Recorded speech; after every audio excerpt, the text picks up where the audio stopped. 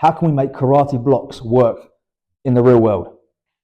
So one of the biggest criticisms that karate has is that the blocks don't work against real attacks, and they are only ever demonstrated against karate techniques, you know, stepping punches, oizukis, and this kind of thing. Another thing I've seen in the comments before is how comes this block is not used in kumite or in sparring? And I'm going to go over why that is in this video and give you some different ideas to maybe have a slightly different approach to your blocking or your karate techniques that will bring a little bit more effectiveness to them. So the biggest misconception, I think, is that the action happens at the end, that this is the connection here. The connection point is at the end of the block. Whereas I like to think of all the action happening in the center. So as we come across the middle, that's when the block is, or the defense is happening, here in this middle space. Okay, so this is where I'm doing the work. This is the finish point, in the same that it is with a punch. You know, the punch would land and make connection before we complete that extension.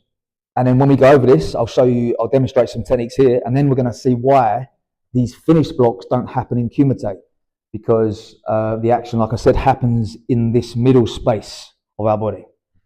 So before we go into that, I just want to remind you again that we have our Patreon channel, which covers topics like this and others, and delivers exclusive content weekly. Over there, it's myself and Nat Hearn instructing different videos, answering requests, and basically giving you as much as we can in terms of our knowledge. Just check out the link in the description of this video to take a look at that, and we will carry on.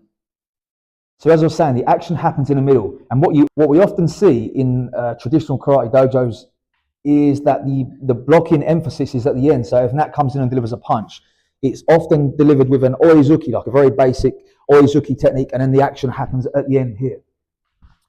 So what I want to have him is a little bit closer range. So we're working from here, hands are going to be up, more like a self-defense or a street situation, if you want to call it that. He's going to throw the straight cross to the jaw. That's it, right there.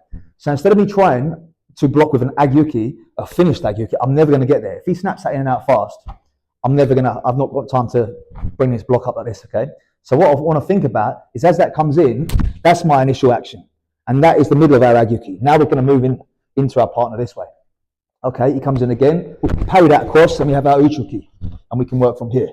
Okay, so the action is happening slowly. The action is happening in the middle. That's our first movement, okay, that kind of flinch reaction. We're here, hands are up, and I quickly react. Okay, then I'm here, and I can make actions from this position. This applies to all the blocks, really. You know, he goes with another kind of strike or something. I'm making this action here. There's my shuto-uki, and then I can deliver a counter-attack from that position. Rather than trying to block him with a shuto there and get around him. It's never going to happen. I'm trying to make two movements in the space of his one. Another idea then is maybe it's not to a strike, but it's more to like an extension. So he extends his arm out to grab onto my jacket or something, or to my throat or something like this. Okay, so he's giving me his arm. And the reason that I teach this way is because most often, as we just saw with Nat there, he's just going to snap that punch back. So for me to try and catch that is very difficult. In fact, it's not going to happen, right? I may be able to parry as he sends that punch in, but I've lost the contact after, okay? So I prefer the idea where he reaches out to grab me, and he's obviously putting some weight forwards onto that. So if I can try and get that grab before he connects, he's still coming forwards for that extension. That's when I can maybe take control of that arm and do something myself. So then how do we apply that to kumite? Because again, as I said, the question is that it's not done in kumite. You know, if we're sparring and in competition, you never see an agyuki. He comes in kizamizuki, you never see agyukis done. Because again, it's too slow. So maybe he comes here, it's a slip like this, okay? This is our agyuki, this kind of idea, yeah? A chudan gyakuzuki from here. It's not this action, bringing the arm around, it's just that contraction at the end. That contraction that we have learned from doing our big kion actions here. Okay, so we're understanding the body mechanics for doing our kion.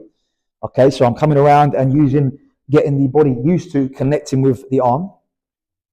As we come to kumite now, after many repetitions of doing that kind of strict formal kion exercise, now all I need to do is understand that connection with the body. So as he comes in for that gyakuzuki, that's my connection. There, and then we can come back in this way. This is the work we want, okay?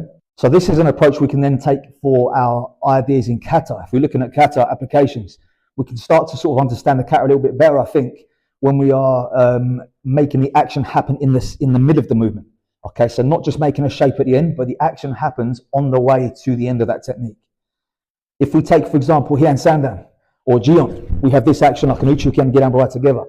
So as Nat's making, again, a grab or something, I'm making this action here and I'm striking. Okay, so the action happens in the middle of the technique. As he reaches forwards, I'm getting that connection here, as we do in the kata from here, Hien Sandan or Jion. So it's there, one. There's that connection there, boom. And then we have our finish point, okay? So something to consider in your karate, try to think of it a little differently. The term uki, as in agi-uki, soto-uki, uchi-uki, means to receive. It doesn't actually translate to block. Okay, blocking would be a little bit more like him throwing a hook or something and me just covering up and blocking the technique. Okay, I'm not blocking as such. I'm receiving and rediverting these techniques as they come in. So I hope that's been helpful. If it has been, please give me a subscribe on this channel. Like the video, drop me a comment if you enjoyed it, and let me know if there's anything else you'd like to see. And don't forget to check out that Patreon channel as well if you want to see some more exclusive content there. Otherwise, I'll see you next time.